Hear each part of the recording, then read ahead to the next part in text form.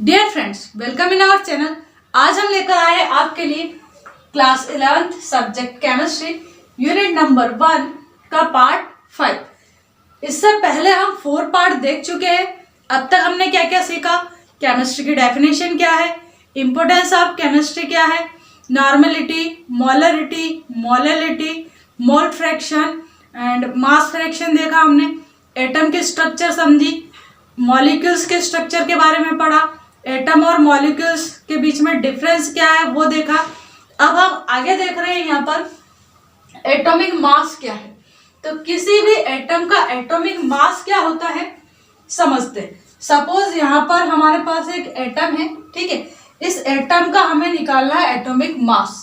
तो इस एटम का एटॉमिक मास क्या होगा देखते। यहाँ पर हमने लिया है कार्बन 12 का एटम, ठीक है। ये क्या है, कार्बन 12 का हमारा एटम है। इस कार्बन 12 के अगर मैं इस टाइप से 12 पार्ट यहाँ पर कर दूं, ठीक है, इस टाइप से इसको काट के हम टोटल मान लीजिए यहाँ पर कितने हो गए, ये 12 पार्ट्स हो गए। तो ये जो 12 पार्ट है इसके, इसमें से एक पार्ट निकाल लेते हैं हम कोई सा भी, ठीक है। तो ये पार्ट क्या हो जाएगा इसका 1/12 पार्ट। अब इस पार्ट के ये एटम कितने गुना हैवी है, यही कहलाता हमारा एटॉमिक मास। क्या है एटॉमिक मास?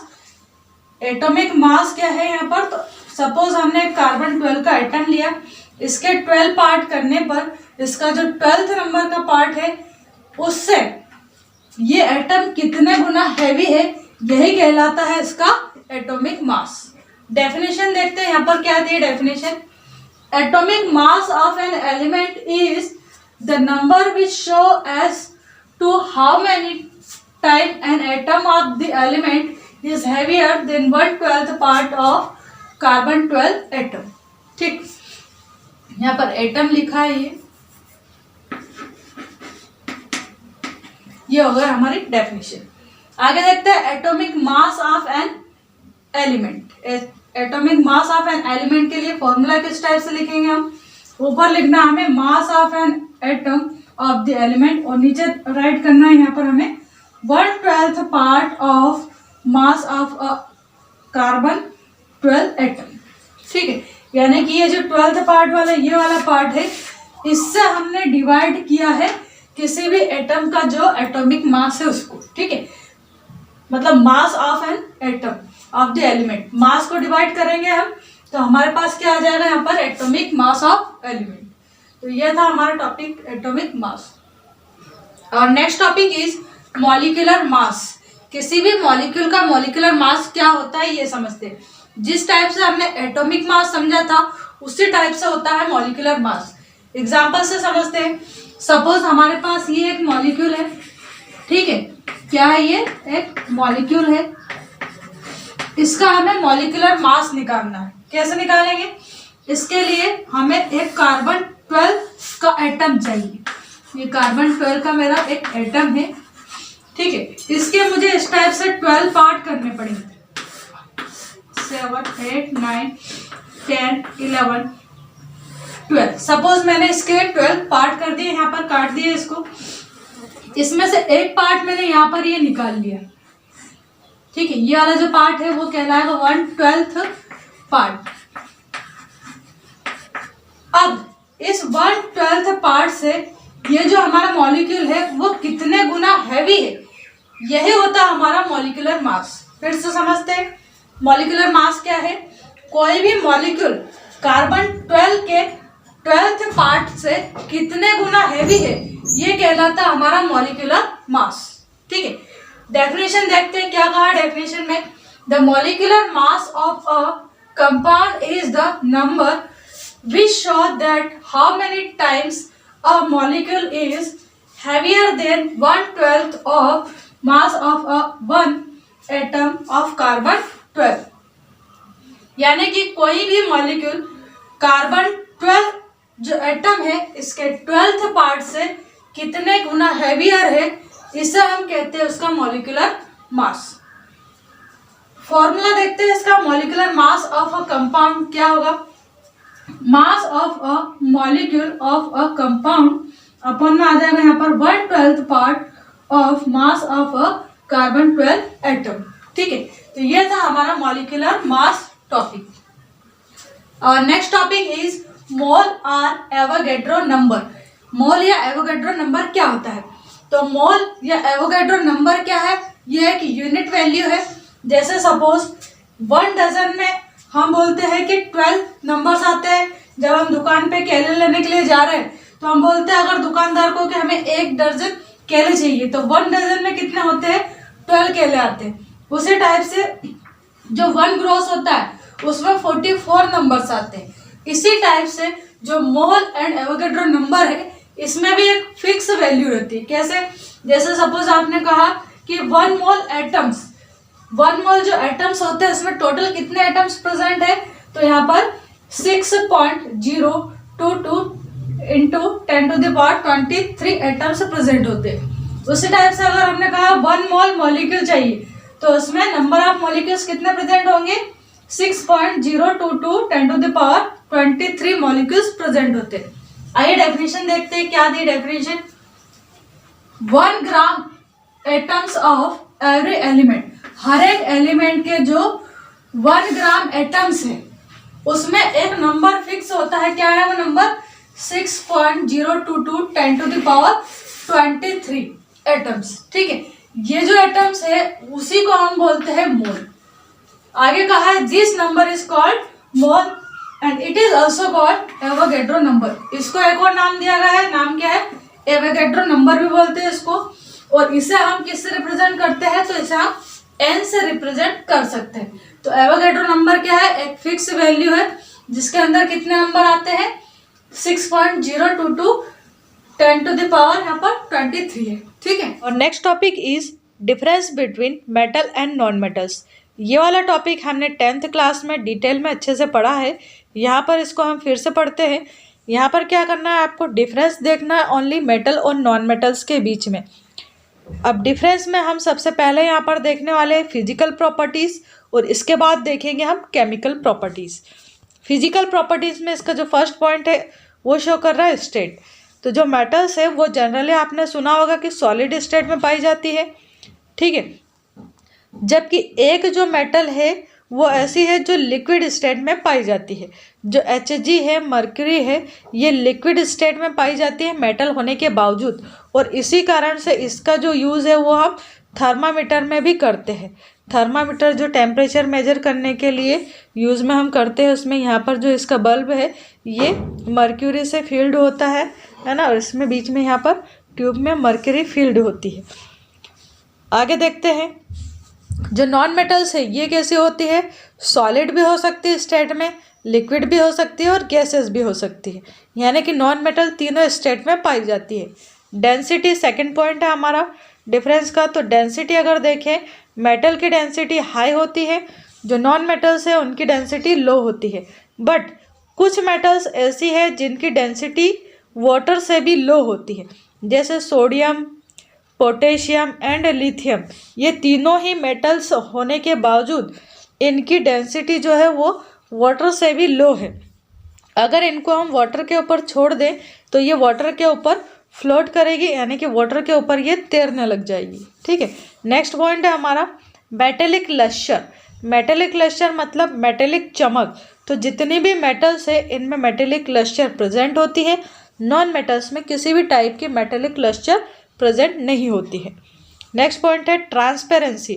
अगर हम ट्रांसपेरेंसी यानी कि आर पार देखने की बात करें तो मेटल्स के आर पार हम नहीं देख सकते, जबकि जो नॉन मेटल्स है ये ट्रांसपेरेंट भी हो सकती है, ट्रांसल्यूसेंट भी हो सकती है और ओपेक्यू भी हो सकती है, यानी कि अपारदर्शी भी हो सकती है। ठीक है, नेक्स्ट पॉइंट है हमारा ऑन हैमरिंग।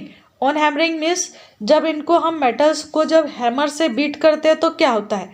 जब मेटल्स को हम हैमर से बीट करेंगे तो यहाँ पर एक नॉइज़ जनरेट होती है, जबकि नॉन मेटल्स में किसी भी टाइप का साउंड जनरेट नहीं होता है। जैसे एग्जांपल के लिए जो स्कूल की बेल बजती है वो काय की बनी हुई है? बेल तो मेटल की बनी है। इसी कारण से वो एक मेटेलिक साउंड जनरेट करती है और वो हमें सुनाई देता है। इसी टाइप से जब हमारे घर में स्टील के बर्तन वगैरह गिर जाते हैं तो नॉइज़ जनरेट होता है, यानी कि जितनी भी मेटल्स है वो क्या कर रही है, नॉइज़ को जनरेट करती है। कब? जब उनके ऊपर हैमरिंग की जाती है, यानी कि उनको जब पीटा जाता है हैमर से तब। नेक्स्ट है कंडक्टिविटी। अगर हम देखें तो जो भी मेटल्स है ये गुड कंडक्टर होती है, किसकी? हीट की एंड इलेक्ट्रिसिटी की। जबकि जो नॉन मेटल्स है ये बैड कंडक्टर होती है, हीट एंड इलेक्ट्रिसिटी दोनों की। ठीक है, अब नॉन मेटल में भी एक ऐसा अपवाद है, एक्सेप्शन है, जो नॉन मेटल होने के बावजूद यहाँ पर इलेक्ट्रिसिटी का कंडक्टर होता है। तो क्या है? ग्रेफाइट। जो आपकी पेंसिल की नोक बनी हुई रहती है, जो पेंसिल की लीड है वो किसकी बनी है? ग्रेफाइट की बनी है। ग्रेफाइट क्या है? एक कार्बन का मटेरियल है और ये नॉन मेटल होने के बावजूद भी इलेक्ट्रिसिटी का गुड कंडक्टर होता है। तो ये हमें याद रखना, एग्जाम में पूछा भी जाता है कि ऐसी कौन सी नॉन मेटल है जो इलेक्ट्रिसिटी को कंडक्ट करती है, तो वो आ जाएगा आंसर आपका ग्रेफाइट। नेक्स्ट देखते हैं आगे हम डक्टिलिटी। डक्टिलिटी मीन्स वायर में चेंज करना। तो जितने भी मेटल्स है इनको हम एक पतले वायर में चेंज कर सकते हैं। जैसे हमारे घर में जो भी वायर हम यूज़ कर रहे हैं इलेक्ट्रिसिटी के, उसमें या तो कॉपर के वायर होते हैं जनरली, या फिर एल्यूमिनियम के वायर होते हैं। ठीक है, सिल्वर को भी हम यानी सिल्वर को भी हम वायर में चेंज कर सकते हैं। आगे कहा है जो नॉन मेटल्स होती है ये नॉन डक्टाइल होती है, मीन्स इसके हम लंबे वायर से नहीं बना सकते, ये टूट जाएंगे। 8th नंबर पॉइंट है यहाँ पर मेल्टिंग एंड बॉइलिंग पॉइंट्स। तो जो मेटल्स होती है इनके जो बॉइलिंग और मेल्टिंग पॉइंट्स है वो हाई होते हैं, जबकि नॉन मेटल्स के बॉइलिंग एंड मेल्टिंग पॉइंट्स लो होते हैं। नेचर अगर देखें तो जो भी मेटल्स है इनका जो नेचर है वो कैसा होता है? इलेक्ट्रोपॉजिटिव टाइप का, जबकि जो नॉन मेटल्स है वो इलेक्ट्रोनेगेटिव टाइप की होती है। ठीक है, आगे देखते हैं 10th नंबर पॉइंट है हमारा यहाँ पर मेलिएबिलिटी। तो जो मेटल है इनको जब हम पीटते हैं तो ये फैल जाती है, यानी कि मेटल्स जो है वो कैसी है? मेलिएबल है, जबकि जो नॉन मेटल्स है वो कैसी है? ब्रिटल होती है, यानी कि इनको बीट करने पर ये टूट जाती है, भंगुर होती है। हिंदी में बोलते हैं ब्रिटल को हम भंगुर। ठीक है, तो नॉन मेटल्स कैसी है? ब्रिटल है। जब इनको हम पीटते हैं हैमर से तो ये बिखर जाएगी। जैसे एक ईंट को या मिट्टी के टुकड़े को आप बीट करोगे तो वो बिखर जाएगा, यानी कि ब्रिटल है।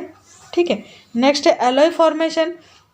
जितनी भी मेटल्स है इनके हम मिश्र धातु यानी कि एलॉयज बना सकते हैं, जबकि जो नॉन मेटल्स है इनके हम किसी भी टाइप से एलॉय का फॉर्मेशन नहीं कर सकते। केमिकल प्रॉपर्टीज़ देखते हैं मेटल नॉन मेटल्स की। तो केमिकल प्रॉपर्टी में फर्स्ट प्रॉपर्टी है यहाँ पर हमारी नेचर ऑफ ऑक्साइड। तो जो मेटल के जो ऑक्साइड से बनते हैं, मेटल के जो ऑक्साइड से बनते हैं ये कैसे नेचर के होते हैं? तो बेसिक नेचर के होते हैं, यानी कि इनकी जो pH वैल्यू है वो 7 से अधिक होती है। ठीक है, 7 न्यूट्रल pH होता है, 7 से अधिक जो वैल्यू रहती है वो बेसिक होती है, और 7 से कम जो रहती है वो एसिडिक वैल्यू रहती है। ये हमने 10th क्लास में पढ़ा है pH के बारे में। आगे देखते हैं हम यहाँ पर क्या कहा है। जो नॉन मेटल्स है इनके जो ऑक्साइड्स होते हैं वो कैसे होते हैं? या तो एसिडिक होते हैं नेचर में या फिर न्यूट्रल होते हैं। 13 नंबर पॉइंट है रिएक्शन विथ एसिड। तो जो मेटल्स है वो जनरली एसिड के साथ में रिएक्शन करती है और हाइड्रोजन गैस को इवॉल्व करती है, यानी हाइड्रोजन गैस को निकालती है। जबकि जो नॉन मेटल्स है वो कोई इफेक्टिव रिएक्शंस नहीं करती है, किसके साथ में? तो एसिड के साथ में कोई इफेक्टिव रिएक्शंस नहीं करती है नॉन मेटल्स। नेक्स्ट पॉइंट है क्लोराइड्स। देखते हैं अगर हम तो ये जो मेटल्स के क्लोराइड्स होते हैं ये स्टेट में सॉलिड होते हैं, और अगर इनको हम वाटर में डिज़ोल्व करें क्लोराइड्स को तो ये इजीली डिकम्पोज नहीं होते हैं। जबकि नॉन मेटल्स के जो क्लोराइड्स बनते हैं वो स्टेट में गैसियस होते हैं और वाटर में इजीली डिकम्पोज भी हो जाते हैं। 15 नंबर पॉइंट है हमारा रिएक्शन विथ हाइड्रोजन। तो जो मेटल्स है वो हाइड्रोजन के साथ डिफ़िकल्टी के साथ में कंबाइंड होती है, यानी कि इजीली कंबाइंड नहीं हो पाती है मेटल्स किसके साथ में? तो हाइड्रोजन गैस के साथ। जबकि जो नॉन मेटल्स है वो इजीली कंबाइन हो जाती है हाइड्रोजन NH2 गैस के साथ। ठीक है, तो ये थे हमारे पॉइंट्स डिफरेंस के। टोटल हमने 15 पॉइंट्स पढ़े इसमें। अब इसमें से याद कितने करने हैं आपको, लर्न कितने करने हैं, तो आप फिजिकल प्रॉपर्टीज़ में 5-6 पॉइंट्स कोई से भी लर्न कर सकते हैं जो आपको इजीली लर्न हो जाए, और केमिकल प्रॉपर्टीज़ में आप 4 में से 3 पॉइंट्स कर सकते हैं। ठीक है, जो केमिकल प्रॉपर्टीज़ दी है इसमें हमने टोटल 4 पॉइंट पढ़े हैं, इसमें से आप कोई से भी 3 पॉइंट्स लर्न कर सकते हैं, और केमिकल प्रॉपर्टी में 5 पॉइंट या 6 पॉइंट्स को लर्न कर सकते हैं। ठीक है, तो ये थे हमारे पॉइंट्स डिफरेंस के। आई होप आपको ये समझ में आया होगा। अगर वीडियो से रिलेटेड कोई भी प्रॉब्लम हो तो आप मैसेज कर सकते हैं, और वीडियो अच्छा लगे तो उसे लाइक एंड चैनल को सब्सक्राइब कर लेना ताकि आने वाले वीडियोस का आपको नोटिफिकेशन इजीली मिल सके। Thank you so much for watching this channel. Thank you.